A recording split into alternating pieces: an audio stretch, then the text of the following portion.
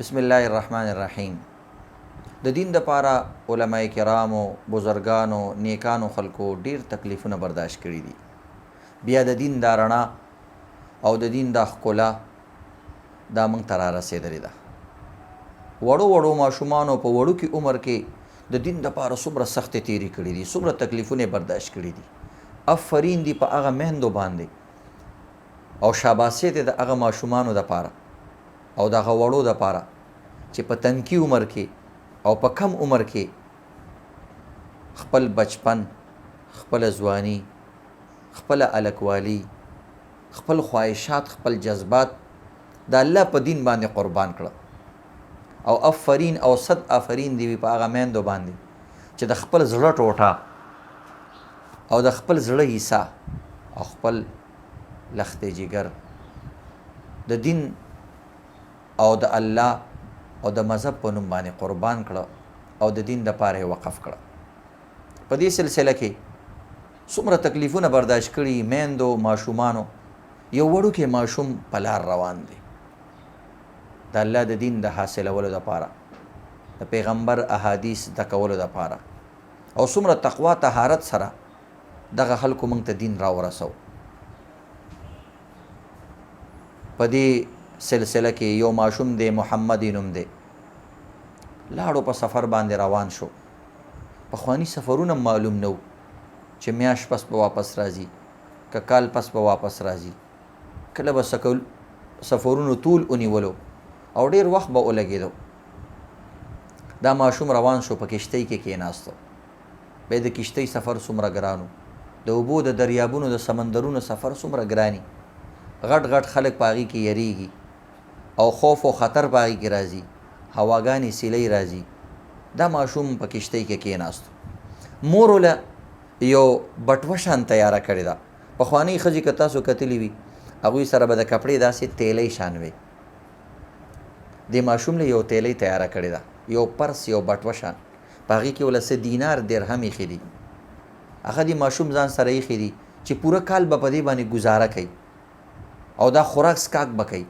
کشتۍ کې کېناستو، د بده مرغه یو غلم د سره کېناست چې کله کشتیبان له دې ماشوم پیسې ورکولې، د هغه غل په دې کې بټوه باندې نظر شو او هغه پکې زر زر ټولې پیسې وشمارلې چې دې ماشوم سره خو دومره روپۍ دي او دومره پیسې دي.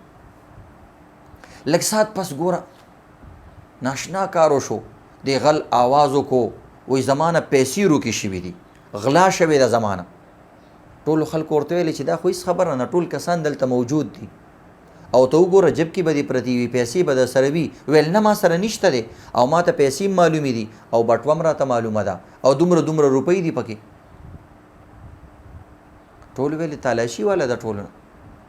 غل ډېر هوښیار و. ویلې که د دې ماشوم نه لومبی او پیله تالاشي علم نو خلک پوهېږي چې د سره بټوه لیدلې وه، نو د دې بل طرف نه تالاشي شروع کړله. اخره کې د ماشوم لم رالی، هغه سره بټوه برآمد نه شوه، موجود نه وه. دا ډېر خړ سترګی شو. ځکه ټولو خلکو ورته ویلې تا ویل چې پیسې روکې شوي دي، کم دی، کشتۍ نه خو چا ټوپ نه دی والی او څوک د کشتۍ نه کوز شوي خو نه دي، نو چا تا نه بټوه پټه کړه، چا ته نه پیسې غلا کړې. سړی ډېر خفه شو. لږ ساعت پس دې ماشوم ته وایي بچیا زه غل یم او تا سره خو دا بټوه هم ما لیدلې وه او دا پیسې هم د سره ما لیدلې وي. هغه بټوه دې څه کړه، هغه پیسې دې څه کړې او چېرته روانې؟ هغه ورته زه د الله د پیغمبر دین او احادیثو زده کولو دپاره روانې. نو ویله بټوه دې څه کړه؟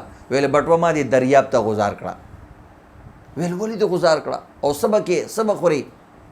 ویل الله رب العزت به ما پالي، ما سره اوس هېڅ نشته دی، زه ځم د الله په توکل باندې د پیغمبر احادیث ته کومه. ویل بچې دا بټوه دې دریاب ته ولې غذار کړه؟ ویل دا مې د دې وجې نه غذار کړه چې تا زما د بټوې رنګ، شکل، کیفیت، پیسې ټولې صحیح ښودلې وې. نو ما که 1000 بار دې خلکو ته ویلې چې زه غل نه یم، بیا هم زه غل وم، ځکه تا صحیح نشانات ویلیو نو د دې ټولو په نسبت باندې به زه غل شوی وې. مخکې ما د پیغمبر احادیث زده کومه، د پیغمبر خبرې یادومه، سبا که د پیغمبر حدیث خلکو ته بیانوم، خلک به وایي دا غل دی، د ده د خبرې څه اعتبار دی. نو لہٰذا ما ځان باندې سخته تېره کړه، ما خپله جمع پونجي او ټولې روپۍ دریاب ته غزارې کړې، په ځان به سخته تېره کم، خو د پیغمبر په احادیثو به آنچ نه راولم، تکلیف به نه راولم. زما د وجې نه به خلک احادیث نه مني چې د دې حدیث څه اعتبار دی، دا خو د غل نه منقول دی. لہٰذا ما ځان باندې سخته تېره کړه، پیسې مې هلته غزار کړې. هغه غل چې دا واورېدو ډېر متاثره شو او د خپل غلا نه توبه وکړه.